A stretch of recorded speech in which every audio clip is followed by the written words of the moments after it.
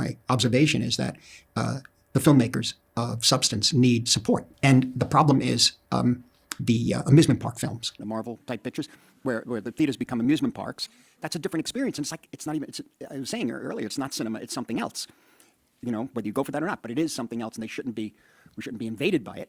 My concern is losing the screens to massive theme park films. So these films now, I think, are more like theme rides. For what they are, they can be appreciated, but that's not the only thing. That's a big issue.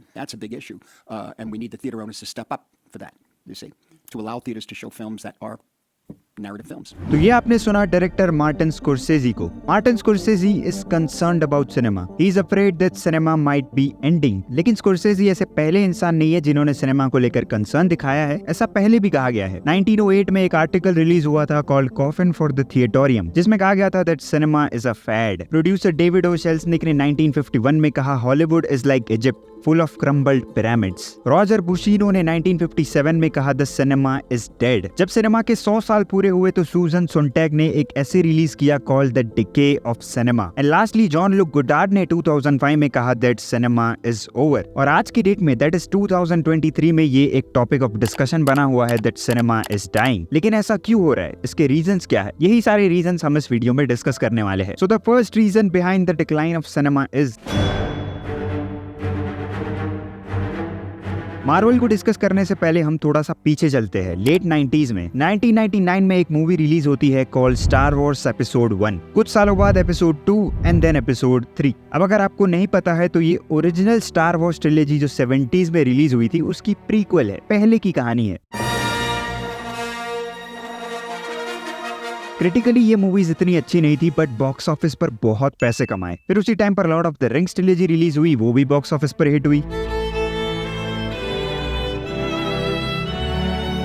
उसी time के around Harry Potter और Spiderman trilogy release होती है और वो भी box office पर बहुत पैसे कमाती है. 2002 की टॉप 4 ग्रोसिंग मूवीज कौन सी है? Lord of the rings, Harry Potter, Spiderman, star Wars. और इन सारी मूवीज में एक चीज कॉमन थी, ये सब इंटरकनेक्टेड है. आपको पहले की भी सारी मूवीज देखनी पड़ेगी अगर फिल्म को अच्छे से एंजॉय करना है. और ऐसा करते करते 2008 में एक फिल्म रिलीज होती है called iron man and the rest is history. Mr. Stark, you become part of a bigger universe.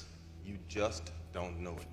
Thanks to Marvel आज सारे स्टूडियोज ऑब्सेस्ड है कि हम भी अपना एक सिनेमैटिक यूनिवर्स बनाए, बहुत सारे पैसे कमाए. तो अब स्टूडियोज को एक नया फॉर्मूला मिल गया था. क्या था फॉर्मूला? मूवीज इंटरकनेक्टेड होनी चाहिए, अपना एक सिनेमैटिक यूनिवर्स बनाओ, अगली मूवीज को लेकर हाइप क्रिएट करो, पोस्ट क्रेडिट सीन डाल दो. कोई नई मूवी नहीं मिल रही है तो पुरानी बड़ी फ्रेंचाइजी का प्रीक्वल या सीक्वल बना दो. और आज हमारे पास ऐसी कितनी सारी फिल्म सीरीज है जो सालों से चल रही है. MCU, Star Wars, Harry Potter, Fast and Furious, DCU, Transformers, Jurassic Park, X-Men, Mission Impossible, Lord of the Rings and many more. Studios को एक हैक मिल गया था बिलियंस कमाने का और पिछले 20 सालों से वो यही कर रहे हैं. और डिज्नी का इसमें सबसे बड़ा रोल है. डिज्नी मार्वल को ओन करता है. मार्वल की सारी मूवीज डिज्नी प्लस पर स्ट्रीम होती है. सडनली मार्वल इतने टीवी शोज क्यों बना रहा है? Because of Disney plus. क्योंकि ये सारे शोज फिर डिज्नी प्लस पर ही तो स्ट्रीम होंगे. डिज्नी प्लस का सब्सक्रिप्शन बढ़ेगा. डिज्नी स्टार वॉर्स को खरीद लेता है और उनके साथ एक डील बनाता है कि हर साल स्टार वॉर्स की एक फिल्म रिलीज होनी चाहिए. फिर डिज्नी ने एक नई स्ट्रेटेजी बना ली. कोई ओरिजिनल मूवी प्रोड्यूस करने से अच्छा है पुरानी मूवी को उठाकर रीएनिमेट कर दो, like Beauty and the Beast, Lion, Aladdin, Little Mermaid. चलते हैं 1994 में, which is considered one of the best years for American cinema. उस साल की टॉप ग्रोसिंग मूवीज कौन सी थी? Forrest Gump, Pulp Fiction, Flintstones, etcetera etcetera. अब 1994 से आ जाओ 2019 में. 2019 की टॉप 10 मूवीज में से 3 मार्वल मूवीज है, 2 Disney remakes, 2 Disney animated sequel, एक जुमांजी सीक्वल, एक Star Wars film and joker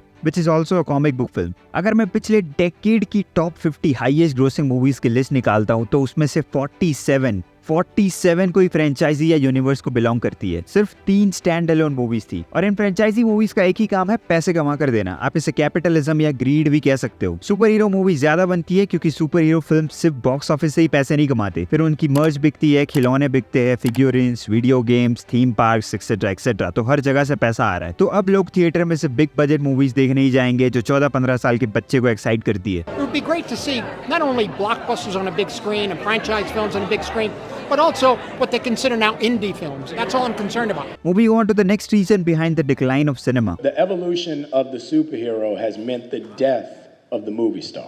तो एक मूवी स्टार क्या होता है? एक एग्जाम्पल लेते हैं, शाहरुख खान. शाहरुख खान की कोई मूवी रिलीज हो रही है, इट डजंट मैटर वो कैसी है, किसने बनाई है, अच्छी है या नहीं, क्योंकि वो शाहरुख खान की फिल्म है तो लोग देखने जाएंगे. Ready.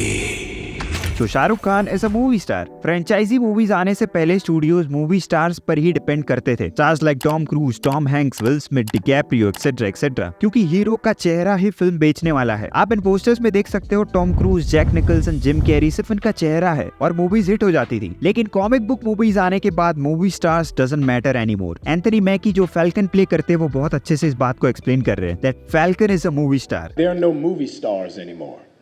Like Anthony Mackie isn't a movie star. The Falcon is a movie star. और यही सेम चीज क्विंटन टैरेंटिनो भी कहते हैं। They're not movie stars. Right. Captain America is the star. Right. Thor is the star.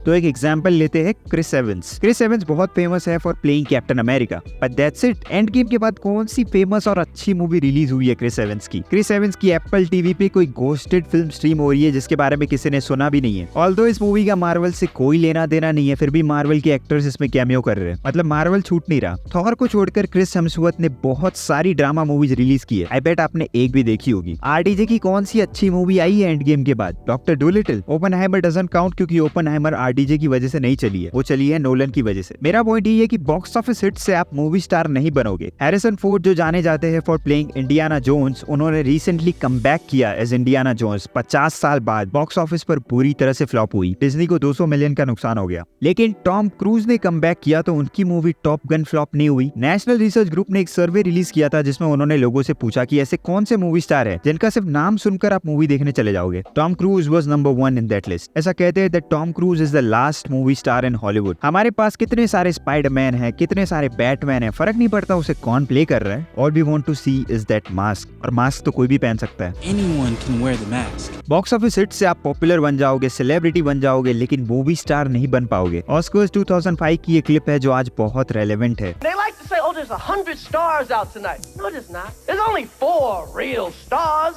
And the rest are just popular people, okay? So now we move on to one of the most important reasons behind the decline of cinema.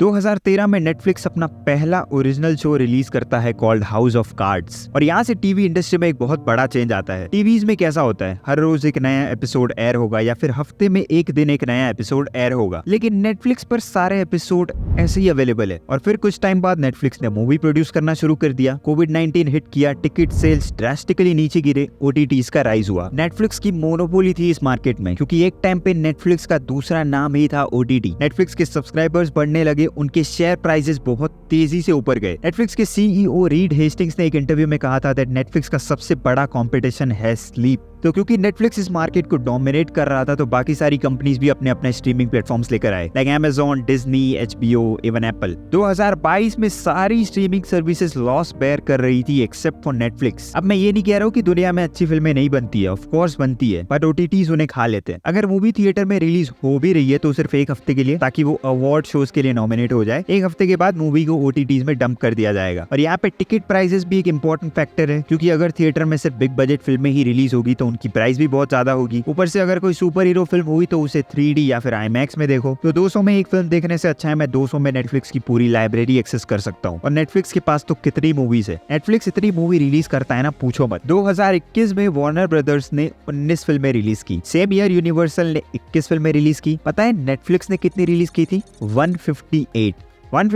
Titles in 1 year. But still according to Rotten Tomatoes Netflix original movies का average score सबसे कम होता है as compared to any other streaming platforms, even studios. 2019 में एक film release होती है called knives out. बहुत अच्छी फिल्म है जिसका बजट था 40 मिलियन और बॉक्स ऑफिस पर इसने कमाए 310 मिलियन, मतलब टोटल बजट का 8 टाइम्स। तो नवंबर 2022 में नेटफ्लिक्स ने एक डील साइन करी जहाँ पे नेटफ्लिक्स नाइव्स आउट की 2 सीक्वल प्रोड्यूस करेगा। 2022 में पहली sequel Glass Onion and Knives Out mystery release होती है, और आप देख सकते हो इस मूवी को बहुत कम थिएटर्स में रिलीज किया गया था, बट फिर भी इसने बहुत अच्छा परफॉर्म किया। और ये मूवी बॉक्स ऑफिस पर इतना अच्छा परफॉर्म कर रही थी, फिर भी एक हफ्ते बाद इस मूवी को थिएटर से हटा दिया। नेटफ्लिक्स के सीईओ ने खुद कहा कि ये एक गलती थी, अगर ये मूवी थिएटर्स में चलती तो काफी पैसे कमा सकती थी। अब सवाल ये है कि नेटफ्लिक्स ने ये गलती क्यों की? क्योंकि नेटफ्लिक्स वाले तो यही चाहेंगे ना कि लोग इस मूवी को हमारे प्लेटफॉर्म पर आकर देखें रादर देन मूवी थिएटर्स, क्योंकि नेटफ्लिक्स मूवी थिएटर्स को ही अपना कंपटीशन कंसिडर करता है। What streaming means and How that's going to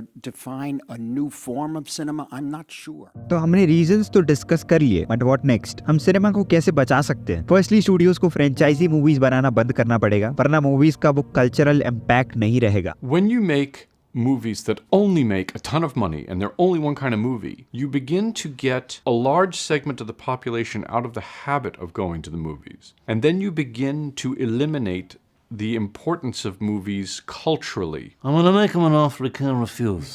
And you know instantly what movie that is. You cannot quote me a single line from Aquaman. Something happened in 2023. 2023 की highest grossing film है Barbie. Oppenheimer is in that list. तो 2 original फिल्में top 3 में। मतलब लोगों को अच्छी फिल्में देखनी है और वो भी थिएटर्स में, बस उन्हें मिल नहीं रही है क्योंकि स्टूडियोज बना नहीं रहे, और अगर बना भी रहे तो स्ट्रीमिंग पर डाल दे रहे। और स्टूडियोज को रिस्क लेना पड़ेगा because after all movie making एक रिस्की बिजनेस है, क्योंकि एक टाइम आएगा जब लोग बिग बजट मूवीज से थक जाएंगे। And every once in a while cinema has to die. ये टॉपिक हर 20 से 30 साल या 50 साल में एक बार निकलेगा। Cinema has to die so that it can be reborn again, and let's hope that इसकी शुरुआत 2024 से हो। हमें आर्ट और एंटरटेनमेंट के बीच में डिफरेंस देखना पड़ेगा, क्योंकि अगर सिनेमा की डेथ हो रही है तो उसका एक रीजन हम भी है, that is audiences. And lastly हम क्या कर सकते हैं? We can share our knowledge and love for cinema to as many people as possible. I'm almost very concerned. We might be tilting the scales away from that creative viewing experience and away from movies as an art form